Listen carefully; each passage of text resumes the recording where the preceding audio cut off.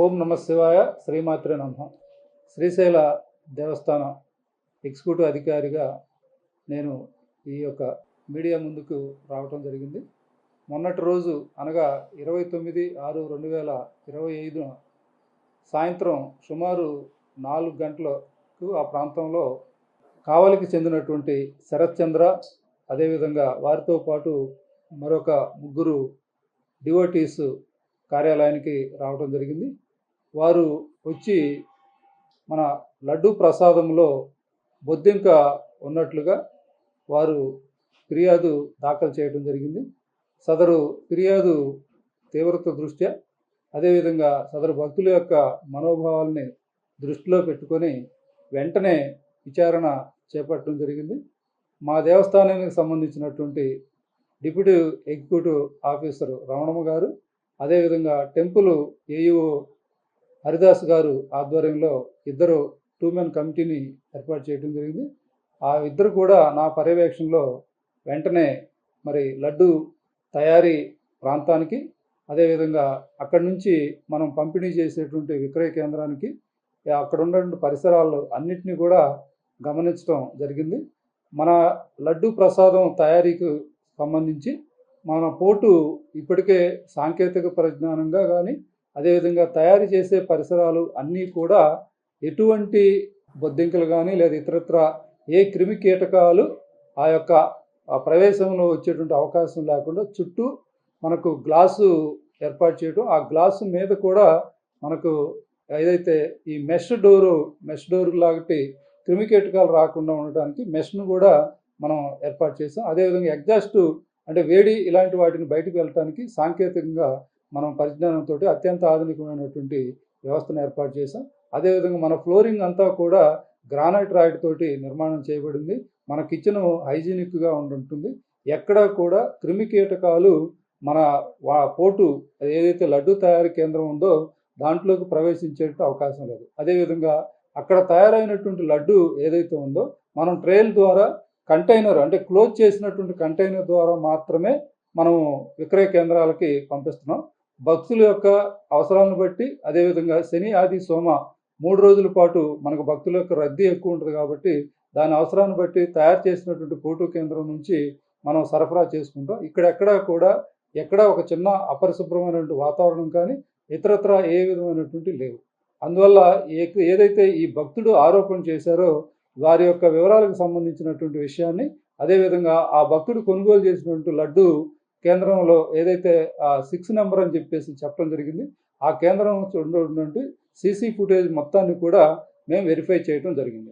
Verify చేసినటువంటి దాంట్లో ఆసక్తికరంగా ఏదైతే ఈ భక్తుడు ఆరోపణ చేశారో ఆరోపణ చేసినటువంటి భక్తుడు వారు క్యూ లైన్లో ఉండటం కొంతసేపు, అదేవిధంగా వారితో పాటు ఒక 2 వ్యక్తులు ముందు వెనక అటు ఇటు రావటం, అదేవిధంగా కొంతమంది వ్యక్తులతోటి వారు సంభాషించడం, అదేవిధంగా ఈ లడ్డు తీసుకున్నటువంటి వ్యక్తి వారు బయటకు వెళ్ళి ఒక 15 నిమిషాల తర్వాత ఏదో ఒక సంచి లాంటి వస్తువును వారికి ఇవ్వటం, ఇచ్చినటువంటి దాన్ని ఇద్దరు ప్లస్ వీళ్ళిద్దరూ కూడా కలిపి మొత్తం 4 వచ్చేసి ఆ యొక్క కౌంటర్ దగ్గర సిబ్బందితోటి లడ్డూను ఓపెన్ చేసినప్పుడు ఆ కాక్రోచ్ ఏదైతే బొద్దింక అని చెప్తున్నారో ఆ బొద్దింక ఉన్నట్లుగా వారు మరి ఆరోపణ చేస్తూ ఆ యొక్క సిబ్బందితో వాగ్వేదానికి తీసుకోవడం జరిగింది.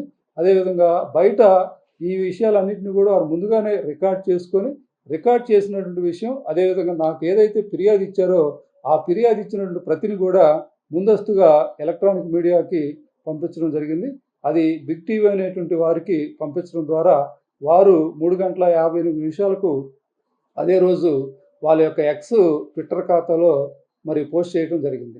ఇది భక్తుల యొక్క మనోభావాలకు సంబంధించినటువంటి అంశం కాబట్టి దీన్ని పూర్తి స్థాయిలో పరిశీలన చేసినటువంటి అంశంలో అది వాస్తవంగా వాళ్ళు చెప్పినటువంటి ఆరోపణ బొద్దింకను ఇచ్చారు. ఆ బొద్దింక కాదది. దాన్ని చూసినప్పుడు గ్రాస్ ఓపర్ అంటే మిడత రకానికి చెందినటువంటి దీనిలాగా ఉంది.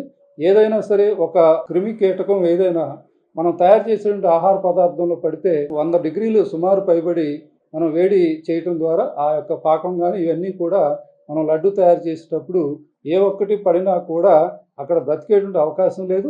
ఆ యొక్క శరీరం యొక్క అవయవాలు గుర్తించడానికి వీలు లేకుండా పోతుంది. కానీ వారు తీసుకొచ్చి ఇచ్చినటువంటి ఆ లడ్డుతో పాటు ఆ ఇచ్చినటువంటి పరిశీలిస్తే అది మిడతకు సంబంధించినటువంటిది. దాని యొక్క శరీర అవయవాలన్నీ కూడా చనిపోయినట్టుగా ఉంది, కానీ శరీర అవయవాలన్నీ కూడా కలిగి ఉన్నట్లుగా పూర్తి స్థాయిలో జూమ్ చేసినప్పుడు చూసింది. అంటే దీన్ని బట్టి ఆ యొక్క ఏదైతే ఆరోపణ చేసినటువంటి వ్యక్తులు ఉన్నారో లేదా డివోటీ ఉన్నారో ముందస్తుగా ఈ పథకం ప్రకారం ఈ యొక్క దేవస్థానాన్ని డిఫేమ్ చేద్దామనే ఉద్దేశమా, లేకపోతే వాళ్ళు సోషల్ మీడియాలో ఏదైతే సెన్సేషన్గా ఉండాలని చెప్పేసి కోరుకునే వ్యక్తులుగా ఉన్నారో మాకైతే తెలియదు. కానీ ఈ యొక్క దేవస్థానం యొక్క లడ్డూ ప్రసాదం దాంట్లో మరి బొద్దింకి వచ్చినట్లుగా వారు దుష్ప్రచారం చేయడం జరిగింది. ఇది సత్యదూరం.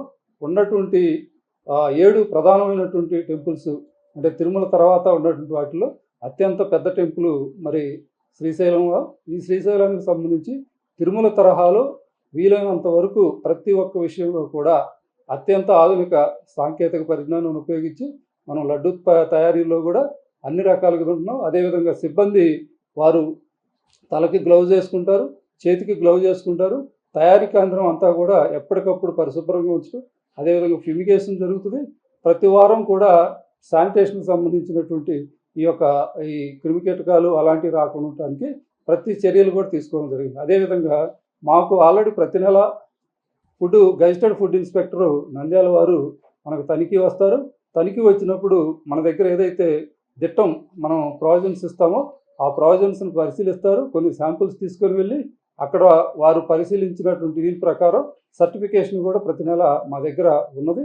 దీంతోపాటు eat right place of worship అని చెప్పేసి దేవాలయాలకి సెంట్రల్ గవర్నమెంట్ ఏదైతే ministry of health and family welfare వాళ్ళు ఇచ్చినటువంటి సర్టిఫికేట్ కూడా మా దేవస్థానానికి ఉంది. అంటే 2026 ఫిబ్రవరి వరకు మా దేవస్థానానికి సంబంధించి వారు గుర్తించి ఈ దేవస్థానం యొక్క ఆహార పదార్థాలు ఏవైనా సరే మరి eat right place of worship అని చెప్పేసి సర్టిఫైడ్ ఇది కూడా మా ముందు ఉండటం జరిగింది. ఇవన్నీ కూడా ఈ యొక్క దేవస్థానం యొక్క ప్రసాదం నాణ్యతతో కూడి భక్తులు పూర్తి స్థాయిలో వినియోగం చేయడానికి మరి ఆ అనుకూలంగా ఉన్నటువంటి వాటిని అని చెప్పి చూపించేటువంటి ఆధారాలు. అదేవిధంగా మేము తీసుకునేటువంటి ప్రావిజన్స్ ఏవైతే మరి సప్లయర్ ఉన్నారో వారి దగ్గర నుంచి కలెక్ట్ చేసుకునేటప్పుడే అంటే మేము రిసీవ్ చేసుకునేటప్పుడే 4 కమిటీ ఉంటారు. ఆ 4 కమిటీ కూడా వారు తీసుకునేటువంటి వాటిని ప్రతి ఒక్కటి కూడా శాంపిల్ కలెక్ట్ చేసినటువంటి వాటిని NABL గుర్తింపు పొందినటువంటి ఒక మరి ల్యాబొరేటరీ ద్వారా పరీక్షించి అవి పూర్తి స్థాయి నాణ్యతమైనటువంటి సరుకులు అని చెప్పి నిర్ధారణ చేసినాక మాత్రమే వారికి మేము సదరు మొత్తాన్ని చెల్లిస్తూ ఉన్నాం.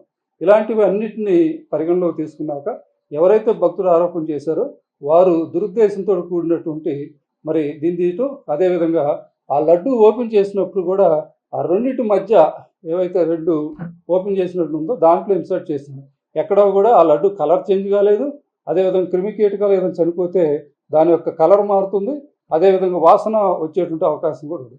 ఇవన్నీ చూసినప్పుడు ఆ భక్తుడు మరి కావాలని చెప్పేసి దురుద్దేశంతో చేశాడు కాబట్టి మేము వారి మీద మరి లిఖితపూర్వకంగా SHO గారికి ఫిర్యాదు ఇచ్చాం. ఆ ఫిర్యాదు విచారణ ప్రకారం మాకున్నటువంటి CC ఫుటేజ్ ప్రకారం కూడా ఇవన్నీ కూడా కొంతమంది వ్యక్తులు వారు దురుద్దేశంగా చేసినటువంటి వాటిలాగా భావించడం జరిగింది. భక్తులందరూ కూడా మరలా విజ్ఞప్తి చేస్తున్నాం.